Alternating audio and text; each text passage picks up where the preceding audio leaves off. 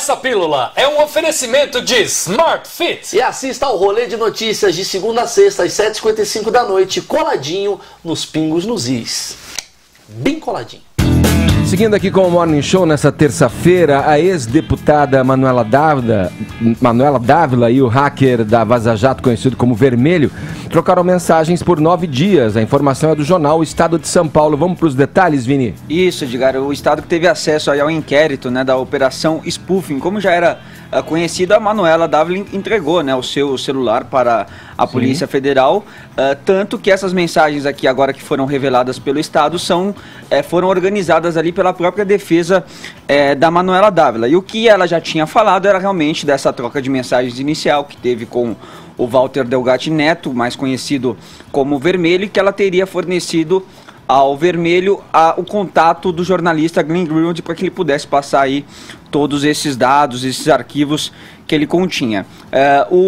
Inicialmente, o Walter Delgatti informou a Manuela que tinha conseguido o celular dela por meio de um acesso que ele teve também do celular do senador Cid Gomes, e que pediu até desculpas para ela pela invasão, mas que era um mal necessário e que ele achava que tinha ali informações importantes a serem reveladas. Mas tem alguma coisa nova na matéria? Porque isso ela já tinha dito no primeiro momento onde ela se manifestou a respeito. Não, o que há de novo é que assim, houve aí um prosseguimento das conversas, né? Essas conversas elas foram aí interceptadas do dia 12 ao dia 20 de maio, portanto no intervalo aí de 9 dias, e contém 38 prints. Então, o Walter Delgatti, na verdade, ele faz algumas avaliações do próprio material que ele tinha em mãos. Ele fala que não estava em busca de dinheiro e sim de justiça, e acredita que teve sorte em encontrar o contato da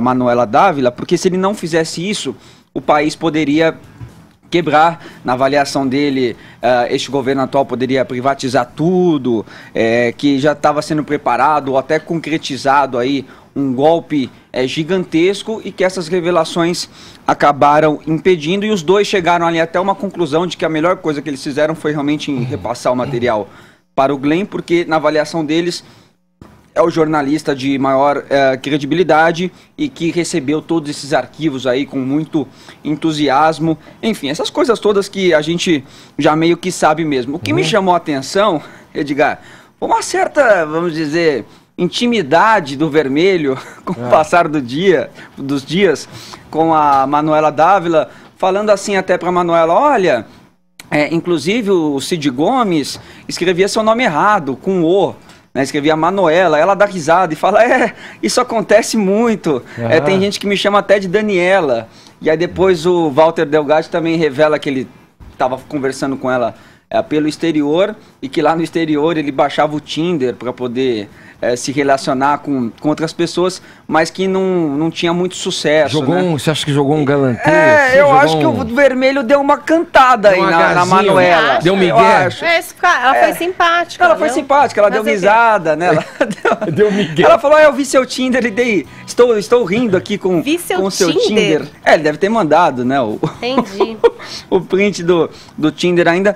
Mas enfim, não tem tantas revelações assim importantes nessa conversa. Até o momento a Manuela não se pronunciou sobre esses prints. Quem se pronunciou pelo Twitter foi o Glenn Greenwald. Vamos ver o que o Glenn falou. Ele compartilhou ali a matéria do Estadão e disse que grande parte dos furos mais bombásticos da grande mídia é baseada em vazamentos ilegais do Ministério Público Federal ou da Polícia Federal, como a matéria abaixo. Ele diz: interessante como alguns ficam bravos com vazamentos ilegais quando revelam corrupção de seus políticos poderosos favoritos, mas não quando usadas pelo Ministério Público Federal e pela Polícia Federal. O Glenn também complementa dizendo que todas as reportagens da grande mídia, como do Globo, baseado em delações premiadas ou investigações do COAF e do Ministério Público Federal, usam vazamentos ilegais, crimes, mas as pessoas que retratam vazamentos na Vaza Jato como ultrajantes não se opõem a esses vazamentos. Inconsistência reveladora foram aí, portanto, as palavras do Glenn Greenwald. Agora eu quero saber do Caio se a Manuela tem que explicar alguma coisa com relação a essas conversas que foram vazadas aí, Caio. Pois é, né? A Manu e o Hacker Vermelho tiveram seus 9 dias e meio de amor via aplicativo de mensagem, né? A melhor parte mesmo é quando ela fala pro hacker, tô rindo do seu Tinder. Bom, isso implica uma certa intimidade, ainda que cautelosa, né? Conforme as reportagens deixaram explícito. E o que vale a pena apontar aqui é a contradição entre o que está sendo revelado agora e o que foi alegado inicialmente, né, pela ex-deputada. Antes, a nossa ideia é que tinha existido apenas um breve contato, né, que antecedeu a intermediação que ela promoveu entre o criminoso e o jornalista militante. Agora a gente sabe que não foi bem isso, que se estabeleceu aí um amplo diálogo com troca de opiniões, esse tipo de coisa, e o que eu identifico nas mensagens dele, especialmente aquelas que se dão após o contato com o jornalista militante Glenn Greenwald, é uma certa consciência social deturpada e inverossímil por parte do Hacker Vermelho. A gente tem que lembrar que a gente está falando de um criminoso em série, né, de um estelionatário profissional. Então, essa mensagem política, ela parece ter sido pensada e registrada até com o intuito de álibi, né, no sentido de escamotear a provável causa, né, dessa prática criminosa, que foi enriquecimento ilícito. Certamente era desejo dele lucrar com essas mensagens.